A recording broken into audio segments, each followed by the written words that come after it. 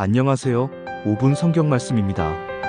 성경에 등장하는 인물 중에서 모세의 이야기입니다. 자, 그럼 시작하겠습니다. 하나님은 누구를 쓰실까요? 힘이 센 사람? 말 잘하는 사람? 높은 자리에 있는 사람? 성경은 이렇게 말합니다. 고린도전서 1장 27절. 하나님은 세상의 미련한 것들을 택하사 지혜 있는 자들을 부끄럽게 하려 하시고 세상의 약한 것들을 택하사 강한 것들을 부끄럽게 하려 하시며, 오늘 우리는 그런 한 사람을 만납니다. 왕궁에서 광야로, 무력함에서 기적으로. 모세의 이야기는 하나님이 함께하신 한 사람의 놀라운 여정입니다. 당시 애굽은 고대 세계에서 가장 찬란하고 강력한 제국이었습니다. 하지만 그 안에서 히브리인들은 노예로 점점 더 억압받고 있었습니다.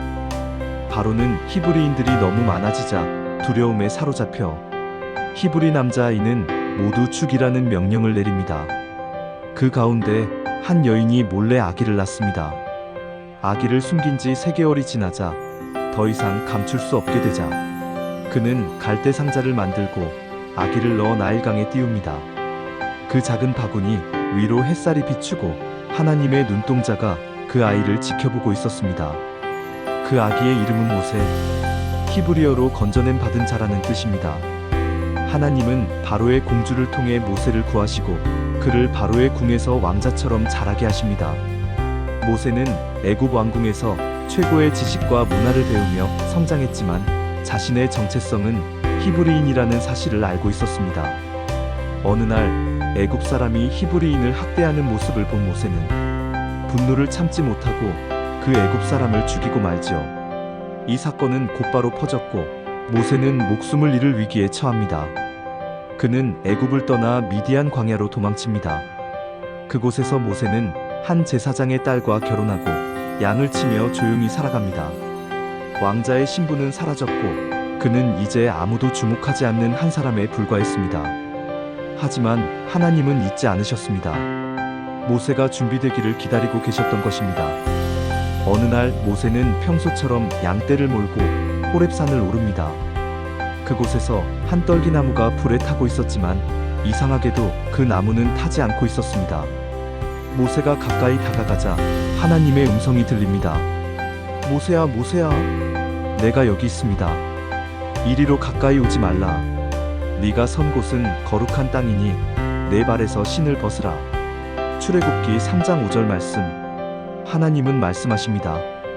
내가 애굽에 있는 내 백성의 고통을 분명히 보고 그들이 그들의 감독자로 말미암아 부르짖음을 듣고 그 근심을 알고 내가 내려가서 그들을 애굽인의 손에서 건져내고 그들을 그 땅에서 인도하여 아름답고 광대한 땅, 젖과 꿀이 흐르는 땅 곧 가나안 족속, 헷 족속, 아모리 족속, 히위 족속, 여부스 족속의 지방에 데려가려 하노라.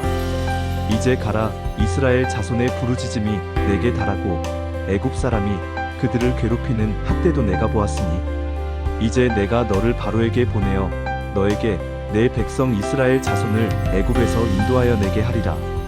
출애굽기 3장 7절에서 10장 말씀. 모세는 당황하며 말합니다. 제가 누구이기에 그런 일을 합니까? 그때 하나님은 단호히 말씀하십니다. 내가 너와 함께하겠다. 모세는 형 아론과 함께 애굽으로 돌아갑니다. 그의 손에는 단지 한 자루의 지팡이뿐이었지만 그 지팡이는 하나님의 권능을 나타내는 도구가 됩니다.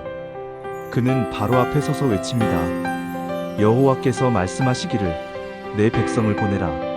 하지만 바로는 거절합니다. 하나님은 10가지 재앙으로 애굽을 치십니다. 그 땅의 신들이 무력해지고 애굽의 왕은 결국 무릎 꿇게 됩니다. 마지막 10번째 재앙장자의 죽음. 애굽 전역에 울음소리가 터져나옵니다. 그제야 바로는 이스라엘 백성을 내보냅니다. 그들은 드디어 자유를 얻었습니다. 하지만 아직 여정은 끝나지 않았습니다. 이스라엘 백성이 떠난 뒤 바로는 마음을 바꿉니다. 그는 군대를 이끌고 추격해옵니다. 앞에는 홍해, 뒤에는 애굽 군대. 백성들은 공포에 휩싸입니다. 그때 모세는 말합니다. 두려워하지 말라. 여호와께서 너희를 위하여 싸우시리니. 출애굽기 1413. 모세가 지팡이를 들고 손을 내밀자 홍해가 갈라지고 마른 땅이 나타납니다. 이스라엘 백성은 그 사이를 건넜고 애굽의 군대는 물에 잠깁니다. 그날 백성들은 하나님이 함께 하신다는 것을 눈으로 가슴으로 확신하게 됩니다. 광야는 고통의 장소였지만 동시에 믿음의 훈련장이었습니다. 백성들은 굶주렸고 목말랐고 불평했습니다. 하지만 하나님은 하늘에서 만나를 내리시고 반석에서 물을 내셨습니다. 낮에는 구름 기둥, 밤에는 불 기둥으로 인도하셨습니다. 그리고 시내산에서는 모세에게 십계명을 주시며 하나님 백성으로서의 정체성을 알려주셨습니다. 40년의 여정 끝에 모세는 느보산 꼭대기에 오릅니다. 그리고 하나님은 그에게 가나안 땅을 보여주십니다. 여호와께서 그에게 이르시되 이는 내가 아브라함과 이삭과 야곱에게 맹세하여 그의 후손에게 주리라 한 땅이라 내가 내 눈으로 보게 하였거니와 너는 그리로 건너가지 못하리라 하시매 신명기 34장 4절 말씀. 모세는 그 땅에 들어가지는 못했지만 그는 믿음으로 사명을 완수했습니다. 하나님은 모세를 친히 장사 지내셨고 그 후로도 그의 이름은 이스라엘과 함께 남았습니다. 모세는 완벽한 사람이 아니었습니다. 말이 어눌했고 두려움이 많았고 때로는 하나님께 불평하기도 했습니다. 하지만 그는 하나님의 부르심에 응답한 사람이었습니다. 그 한 걸음의 순종이 이스라엘 백성을 구원하는 기적의 시작이었습니다.